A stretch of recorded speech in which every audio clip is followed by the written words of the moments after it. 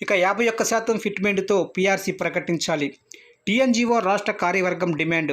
1,00,000 మందితో 80వ ఆవిర్భావ సభ నిర్వహిస్తామని వెల్లడి. ఇక ప్రభుత్వ ఉద్యోగులకు 2023 జూలై 1 నుంచి 51% ఫిట్మెంట్తో పీఆర్సీ అమలు చర్యలు తీసుకోవాలని టీఎన్జీఓ రాష్ట్ర కార్యవర్గ సమావేశం డిమాండ్ చేస్తుంది.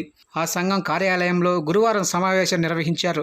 అనంతరం విలేకరుల సమావేశంలో సంఘం చైర్మన్ మారం జగదీశ్వర్, ప్రధాన కార్యదర్శి మజీబ్ తదితరులు మాట్లాడుతూ పెండింగు సమస్యలను వెంటనే పరిష్కరించాలని ప్రభుత్వాన్ని డిమాండ్ చేశారు.